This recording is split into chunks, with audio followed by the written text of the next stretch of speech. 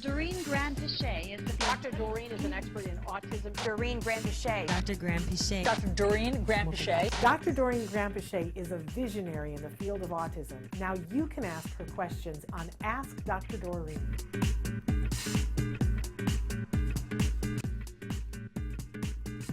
Missy has written in and said, if my 12-year-old has graduated from their ABA program but is still aggressive, what can I do? Sorry, I didn't. Did I cut out? This is a 12-year-old. No, I got it. Okay. I guess it's so funny because I have a nutritional coach who sometimes works with me, and I always go back to her when I'm feeling bad. And she says, you have to learn that nutrition is a lifelong thing and it's not just for a phase. So, and that could be said of ABA as well. So it's kind of like you may not need it on an ongoing basis at a very high intensity, but it is it's a way of life in the sense that if an aggressive behavior should occur in the future, you can always use those same techniques, right? So I guess, again, Missy, this goes back to what I was saying in the beginning, which is what is the function of the aggression, right? Can you figure out why your 12-year-old is aggressing, and then go back and remind yourself of all the, he's aggressing because he wants to get out of a situation. He's aggressing because he wants access to something. We can talk about that more. You can always also get in touch with the folks who provided ABA earlier and say, this is happening. And they will jump in and they will ask for a short period of funding from your insurance and come in and help and also guide you. And, insurance companies are promoting a lot of re-entry so that we can help parents. And I see that you wrote in, he has frustrations about avoiding tasks.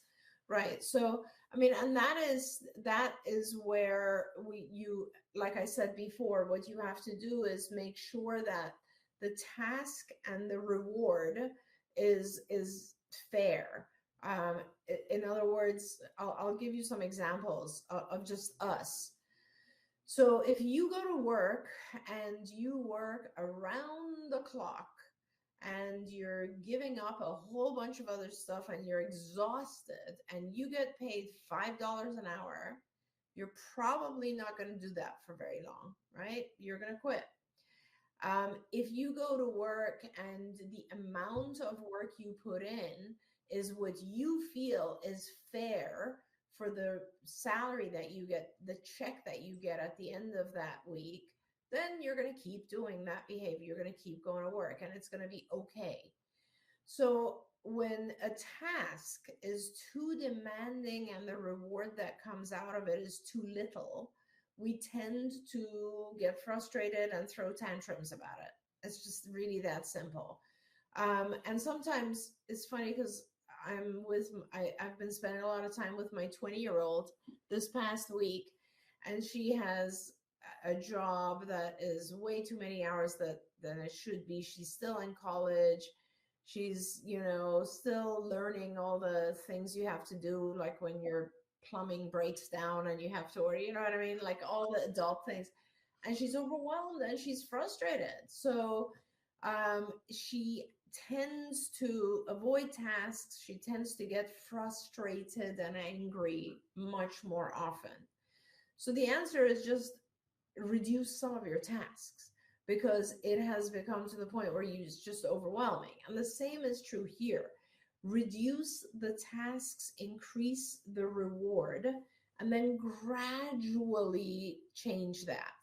So gradually you can bring the reward level down and add one more task, but you have to find a balance for him.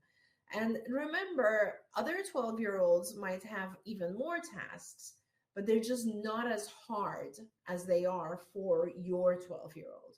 So everybody has a different level of what they can contend with. And let me tell you, I look at my 3 typically developing kids, and my oldest daughter, for instance, my youngest too, they just are like constantly doing this and that and accomplishing and this, and it's never enough and one more thing, and they kind of live like their mom. And then my son is a completely different human being. And if you were to take half of their tasks and throw it on him, he'd jump out the window. So everybody has to find a balance that works for them. And again, though, that being said, aggression is never okay. So once you reduce that task level, he needs to not aggress. He needs to get through the tasks. And then gradually, you also now need to teach him when he's frustrated, he just needs to say, I'm frustrated, and not aggress. He needs to say, this is too much. I need a break. This is one of the things we teach our kids very early on, is to express that they've just had enough, like they need a break, or they just don't want to do this right now. And again, I always say, when there's a challenging behavior, if communication existed, often that challenging behavior will not take place. Think about just ourselves, right? We get angry at our spouses or people out there, whatever. And if we were able to work through by talking through it, those angers wouldn't even occur, right? We just get so built up, all of our adrenaline and everything, that we forget how to communicate.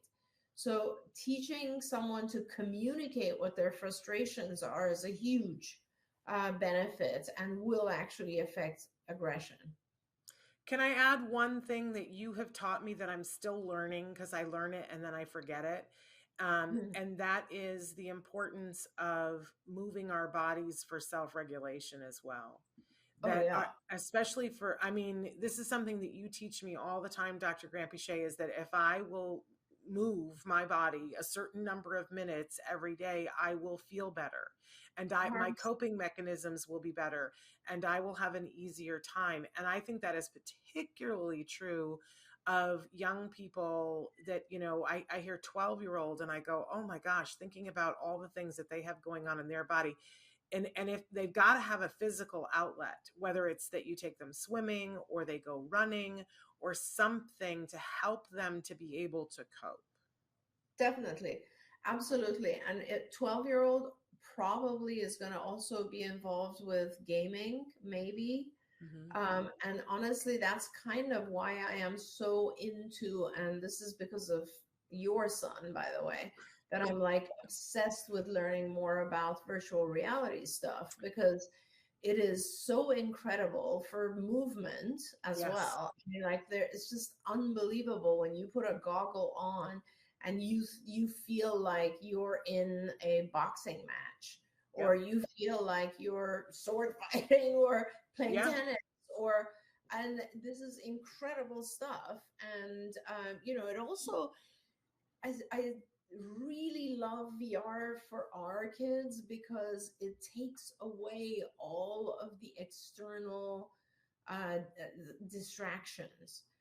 Sometimes I look at the children that I work with and I see their eyes are just all over the place. And I've always thought that they have and Temple, I think, has referred to this as well, is like there's such a difficult time, forming the box around themselves, right? It's like this is that kind of proprioceptive sense that we have of our bodies in the world.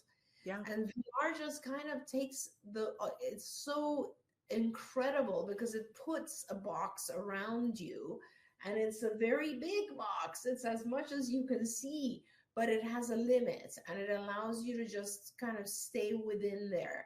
And I love that. So that's kind of another thing is if you can get your child active, and also I love VR for the fact that it also gives you peace, right? The very first thing Jem had built that I went into was the Zen room. And I was like, I want that. And you were like, well, that's something he just built for himself. I was like, but I want that. That was like the most incredibly Zen, the sound of water. And like, it was just beautiful. It's interesting. You go in there and other senses become active that aren't, like I felt I can smell flowers, but obviously virtual reality is not giving you a sense of smell, although maybe it should. But honestly, so those are good things that you can use to kind of help our kids self-regulate. It's all Yeah. about just managing yourself in the world. All right, I'm going to try to squeeze in 2 more questions here.